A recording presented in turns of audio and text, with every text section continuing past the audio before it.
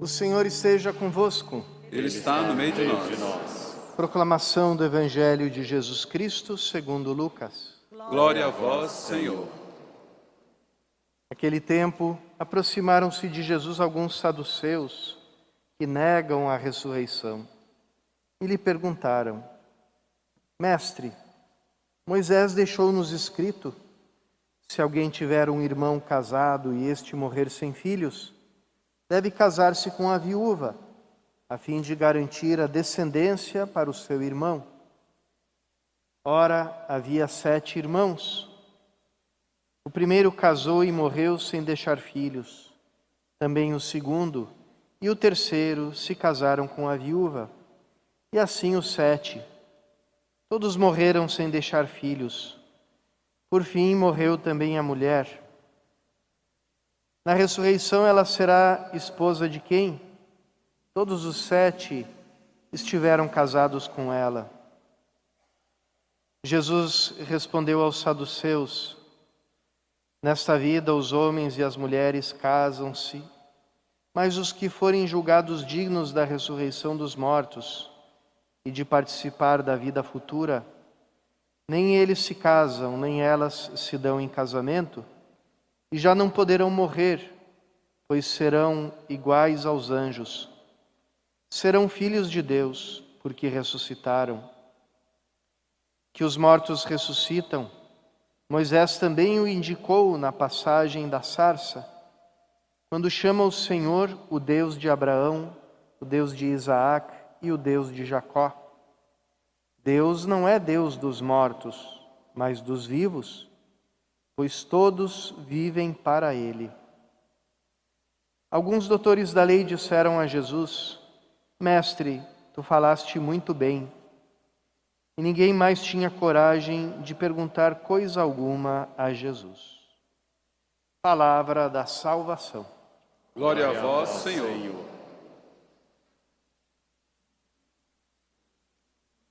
Queridos irmãos e irmãs, Sagrada Escritura, no dia de hoje, nos fala de uma realidade que passa, de uma realidade que não passa. Todo aquele movimento que tentou transformar Israel num país totalmente pagão, ao exemplo e no modelo da cultura grega, né, da cultura helenística, ele veio com toda a força, com todos os instrumentos de persuasão, de propaganda, com todos os instrumentos também de coerção, de violência. E qual foi o resultado de tudo isso, né? No fim, o que houve foi, tudo voltou como era antes, né? Aquela grande onda que se levantou, tão assustadora, acabou encontrando o seu limite. E isso é observado, né, na história. O cristão, em todos esses 2000 anos, viu muitas ondas se levantarem contra a igreja, desde o início, né, quando a igreja ainda era um punhado de pessoas pobres, sem muita instrução, sem muito poder, nos moldes deste mundo, né, segundo os critérios do mundo. E diante daquele punhado se levanta nada mais nada menos que todo o Império Romano, com a sua organização, com a sua força militar, com a sua competência e com todos os seus instrumentos, né? E o que acontece diante de tudo isso, é aquela pequena barquinha de Pedro, que parece uma casquinha de nós, né, empurrada pelas ondas fortes, poderosas, acaba sobrevivendo, acaba chegando no seu lugar, né? E aqueles impérios tão grandes que quiseram quiseram afogar, que quiseram sepultar o nome de Cristo e da sua igreja, terminam ficando só nos livros de história, em algumas ruínas que a gente pode admirar, né? Alguns pedaços de ruínas. Então, isso aconteceu desde o início, com o Império Romano, depois as invasões bárbaras, também aconteceu a mesma coisa. Tantos homens guerreiros e tantos exércitos marcharam contra a igreja. A Idade Média conheceu fora, né, tentando invadir e invadindo, né, praticamente um terço da cristandade, a força do Islã, também dentro ao interno da experiência, né, da cultura europeia, apareceram as correntes gnósticas, né, o catarismo e as seitas cátaras que ameaçaram tomar conta da Europa inteira. E aqui a gente poderia continuar, né, com a galeria de tiranos, ditadores, exércitos, impérios, que quiseram sepultar essa aparentemente frágil barquinha de Pedro. E tudo isso acabou ruindo, acabou desaparecendo, né? Nós mesmos, quem tem um pouquinho ainda de idade, né, que ainda viveu no século XX, né, somos do milênio passado, né, nem do século passado a gente já é do milênio passado, né.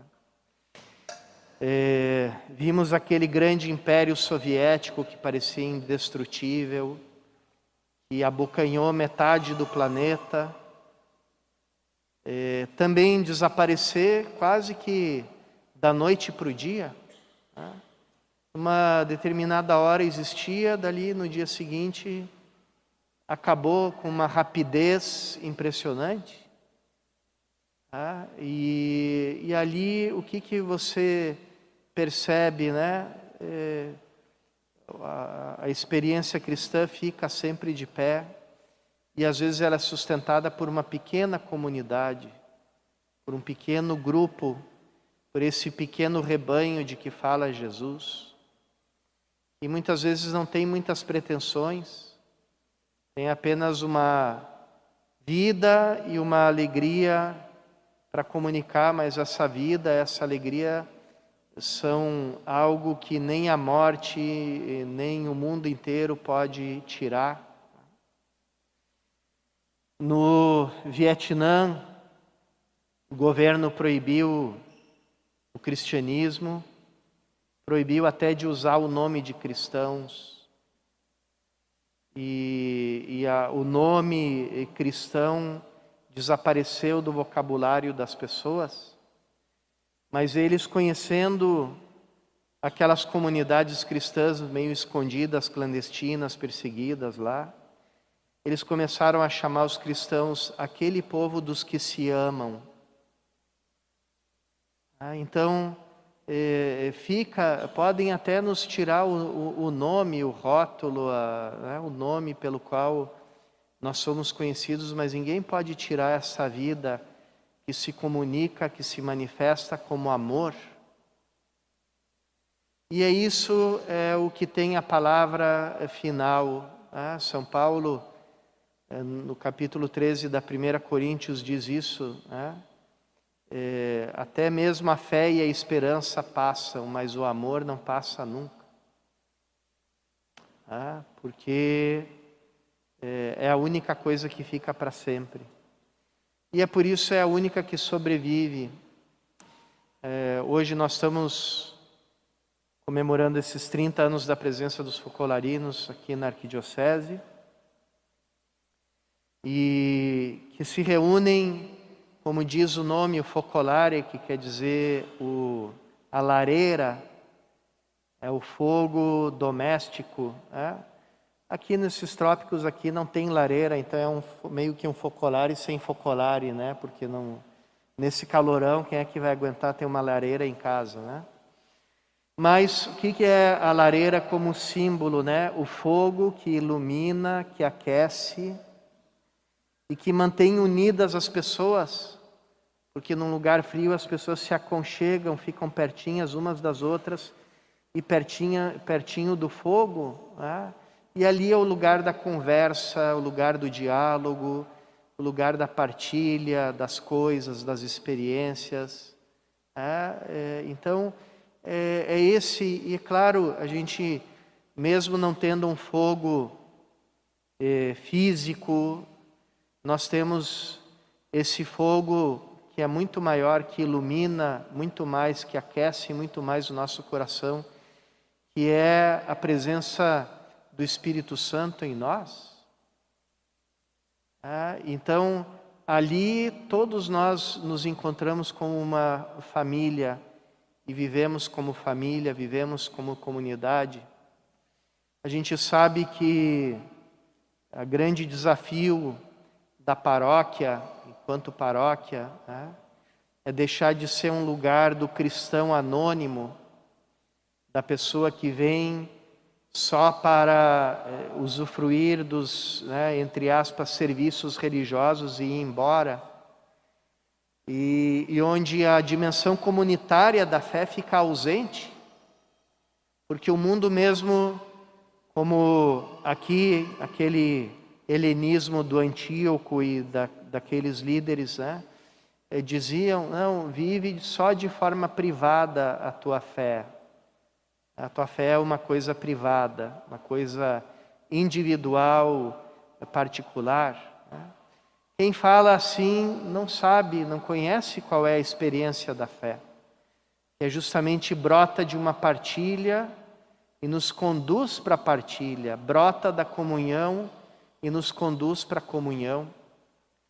Então, uma paróquia onde a experiência comunitária é ausente, e aqui a gente fala da pequena comunidade, onde eu conheço os rostos das pessoas, conheço as pessoas pelo nome, partilho a minha vida com elas. Então, é uma paróquia que ainda tem muito que caminhar, e ir criando espaços, momentos, cenários, mentalidade de comunhão. E nisso, os movimentos da igreja, os focolarinos, outros movimentos que existem, as pequenas comunidades, as comunidades de vida, os grupos de oração, os círculos bíblicos, tem muito a nos ensinar e tem muito a nos fazer crescer nessa dimensão comunitária da nossa vida de fé, que é essencial, não é um acessório, não é uma coisa que pode existir ou não, mas faz parte integrante, essencial, necessária da nossa experiência cristã. Peçamos a graça de viver como pequeno rebanho de Jesus, no meio das grandes ondas do mundo, com a confiança de que essa barquinha parece frágil, parece que pode ser virada em qualquer momento, mas passa tudo e a barquinha continua de pé.